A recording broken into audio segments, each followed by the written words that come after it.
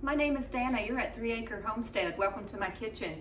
So today, Mama got some new toys that I'm going to show you, but also I'm going to show you how to make cowboy candy or candied jalapenos. I had a nice big harvest this year of jalapenos, and so I'm going to make the cowboy candy. I don't eat it as much because I don't like a whole bunch of spicy stuff, but my husband loves it. And you can either dice the jalapenos or peppers in rings, or he likes it in a relish form. It says it's just easier to eat that way, so I'm making him relish. You can also use any kind of pepper you want.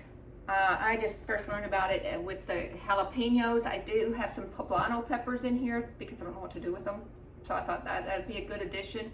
I have some Tabasco peppers out there, but I'm gonna try to make my own Tabasco sauce later on when they're through ripening. So what's around my neck? This is one of my toys. It's a kitchen boa.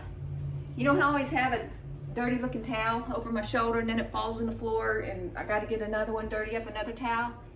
I found this at Big Lots and I had to have it. Isn't that cute? So you have your little towels right here to dry your hands. Use them for makeshift pot holders. Okay, so let's get with that cowboy candy and then I'll show you my second toy while the syrup is doing its thing. So in this pot, I have 3 cups of sugar, just granulated regular sugar. And the recipe has for 2 cups of sugar and 1 cup of brown sugar. Well, I make my own brown sugar, and the way I do that is I just add in molasses. And I think it's about a tablespoon per cup, I believe. So here we go. I'm gonna bring you down, and then we're just gonna pour it. That might be a little more than a tablespoon, so that's about how much I'm gonna do. And then the recipe calls for 1.5 cups of white vinegar. I'm using the 5% white vinegar. We're gonna go ahead and get this burner on. That don't look like a lot of, where's my spoon? So, I want to show you that it's important that you pay attention to your percentage on your vinegars when you're canning. We're going to water bath can this. And then, so you're adding all your ingredients. Next, we're going to add in a teaspoon of garlic powder, a teaspoon of turmeric, a teaspoon of mustard seeds, and a 1/2 teaspoon of salt. Now you don't want to use iodized salt when you're canning, or making your ferments, things like that. And then we're just going to let this come up to a simmer, and it's going to simmer for 5 minutes. It also asked for ginger, but I just really didn't feel like that was going to be a good flavor profile and what I wanted to make with it, so I'm leaving that out. I think it was a teaspoon of ginger if you wanted to put that in there. Ooh, it already smells good, just this sugar, vinegar. Okay, while this heats up, I want to show you my toy that Mama got a new toy, and I am super duper excited about this one. I'm just breaking up some of those spices. Okay, while this is coming up to a simmer, let me show you. Do y'all see this? This is a KitchenAid food processor. I love it for so many reasons. My old one broke. A little part came off of the lid, and so it won't, as a safety feature of food processors, it won't work. Now it can be replaced for about $50, $60. So I'm gonna donate that to my kids and let them have a $300 food processor, and all they have to do is pay for the lid. I wanted this little baby because it has a chopping accessory. In my old one, you can't get one. I'm so excited about this. You know how I use that Mueller chopper thing a lot? This is going to be great. I didn't use it for this project because it's kind of large. I didn't want big chunks of pepper that big. So also, when you open the lid, this comes right off. And then it comes with a storage lid. So if you prepared something and you don't want to use it just right away, you can still use this container, you know, in the refrigerator or something until you were able to get back to it. So that is super exciting. And then, I'm not sponsored, I just wanted to show you why I love this so much. This makes your slicing disc thicker, I think was this way, and thinner going that way. So you can measure your slices various levels. And then, what else is so cool about this one? These blades are super sharp, believe me. Then it has this little fancy tray thing here that fits right inside here to store all your parts. That's the cleaning tool for the chopper. And all your accessories, the blade in here, all this fits on this thing and it slides right in the container. That's cool. That way you don't have random blades half fitting and not fitting. Now the third feature, or one more feature that I love so much, see all these pieces and parts fit on this thing, but I gotta wash it first. Now, another exciting thing, and I didn't realize this when I bought it, but the way this one works, there's not a big hole right there. I love that feature because, you know, when you're pouring stuff out and stuff's falling in that hole, this one does not do it. So I probably recommend this if you're in the market for a new food processor. It's amazing. And it diced this up really quick. Longest process probably was preparing those. Okay, so let's go back to our, there we got a boil going. So we're gonna set our timer for 5 minutes.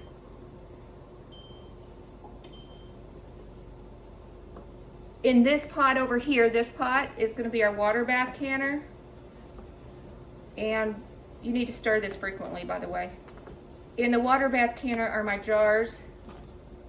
So I'll have hot jars to hot food. You gotta watch it because look, it's bubbling up a lot. I'm gonna turn my burner down a little bit. I think we'll be fine. All that steam that coming off of it. I wonder if this recipe would be good with carrots. You know, I have that 8 pounds of carrots I need something to do with. What about spicy carrots? Spicy, sweet and hot carrots. Guess I could try a jar. I have 8 jars in here. I don't think I'm gonna need them all, so I might prep. If I have enough sauce left over, I think maybe I'd do a jar of carrots and do an experiment. Okay, I'm gonna pull this off the burner and let it cool down just a touch. I don't want this sticky syrup going all over my stove. We're gonna water bath can these for 15 minutes for pints. It's 10 minutes for half pints. Unless you're in a higher elevation above 1,000, I think it is. And then I believe, if I'm not, you can correct me down below. Your processing times change. And when you're canning, pressure canning, your pressure changes also, what you have your settings on.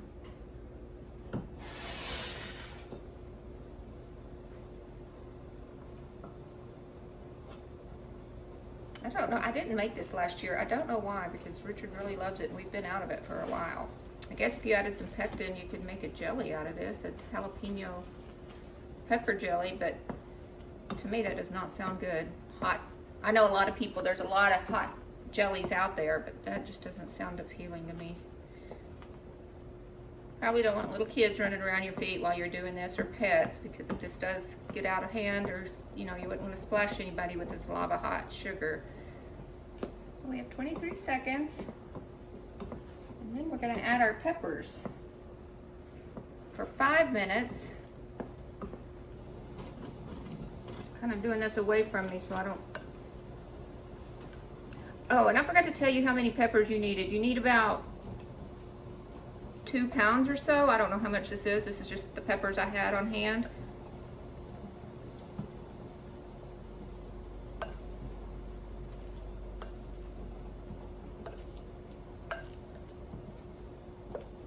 If I have to make some more brine, I will. No big deal.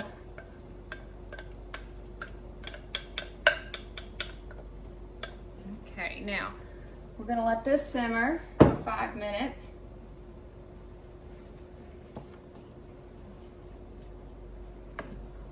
And you should not use this, you should let this rest for about a week so the peppers have time to absorb all of this syrup. I took most all the seeds out of here in the ribs because the peppers are hot by themselves. I did leave one pepper with seeds in it just to make sure it has a big kick. We're gonna fill our jars to a 1/2 inch headspace. I do in the bottom of this pot have a canning, I don't know what you call those, a little metal shelf that you put at the bottom so your glass isn't bouncing around. I have seen people use towels as well. Okay, so that was our 5 minutes, and there's a little bit in there. It doesn't matter because we're going to use this jar to fill up to our headspace. This brine. I'm going to fill them, loose pack them.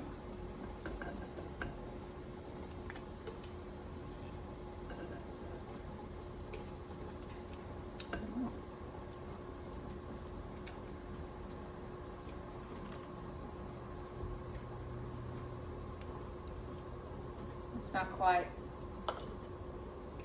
I may only get 2 or 3 jars out of what I processed. That's okay. It's better than nothing for sure. One of these jars I'm gonna leave out because Richard will want to start eating on it now.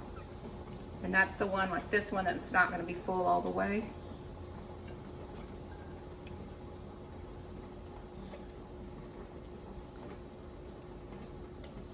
Or I guess I could fill these on up and just get 2 jars out of this batch. Let's not do that. So you're supposed to let this simmer for 10 more minutes. I'm just going to add this back in there while it's doing its thing.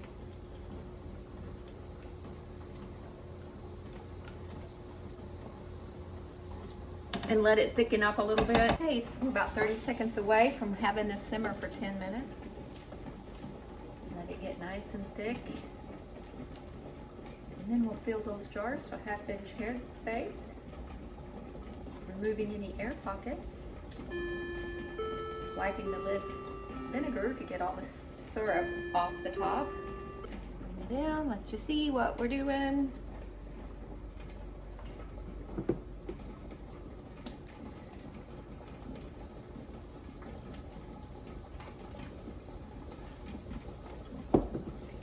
Going here.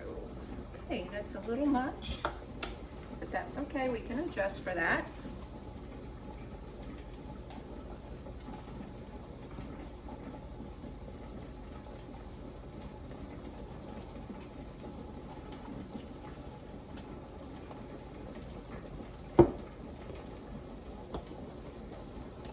I'm not going to fill this one all the way up because it doesn't need it. Going to cover the contents like so. I think I will do a can of carrots, and this will be nice and spicy because of the jalapenos soaking in there, and see what jalapeno candied carrots taste like. But let's get this processing going. I don't know where to put this sticky spoon. Okay, that's air bubble. Let's see if